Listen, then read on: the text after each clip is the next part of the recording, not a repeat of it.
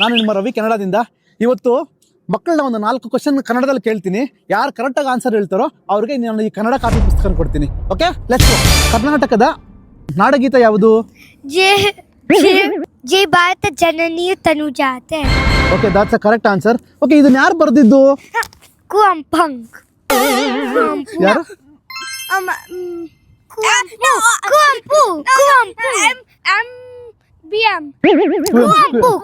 Kuvempu is the correct answer. Okay, ನಿಮಗೆ ಕುವೆಂಪು ಅಂದ ತಕ್ಷಣ ಏನ್ ಜ್ಞಾಪಕ ಬರ್ತದೆ ಬಂಗಾರಿ ನಿಮಗೆ?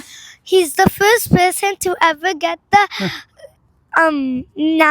Gnanapita award. Oh, that's a good one. Okay, ಇದೆಲ್ಲ ಸಿಂಪಲ್ ಆಗಿದೆ ಕ್ವಶನ್ಸ್, ಅದಕ್ಕೆ ನೀವೆಲ್ಲ ಕರೆಕ್ಟ್ ಆಗಿ ಹೇಳ್ತಿದ್ದೀರಾ. Okay, let me ask a tough one. ಆದಿಕವಿ ಅಂತ ಯಾರನ್ನ ಕರೀತಾರಮ್ಮ? ಪಂಪ. Okay, good. ಇನ್ನೊಂದು ಕ್ವಶನ್. ಕನ್ನಡದ ಹಳೆಯ ರಾಜವಂಶ ಯಾವುದು? ಕದಂಬ.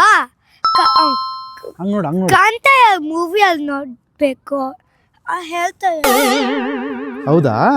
Very good. ಓಕೆ, ನಾನು ಇನ್ನೊಂದು ಟಫ್ ಕ್ವಶನ್ ಕೇಳ್ತೀನಿ. ನೀವು ಪುನೀತ್ ರಾಜ್ಕುಮಾರ್ ಗೊತ್ತಾ ನಿಮಗೆ? ಅವರು ಚಿಕ್ಕ ವಯಸ್ಸಲ್ಲಿ ಒಂದು ಸಿನಿಮಾದಲ್ಲಿ ನಟನೆ ಮಾಡಿದಾರಲ್ಲ, ಬೆಟ್ಟದ ಹೂ ಅಂತ ಮೂವಿ ಹೆಸರು. ಅದರಲ್ಲಿ ಒಂದು ಹಾಡಿದೆ, ಹೇಳ್ತೀರಾ ನೀವು? ಓಕೆ, ಹೇಳಪ್ಪ.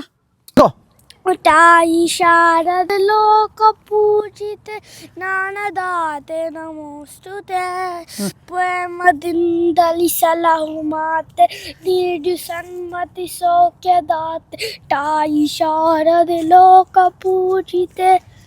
Okay, good job. So the final winner is ಜೈ ಕನ್ನಡಾಂಬೆ.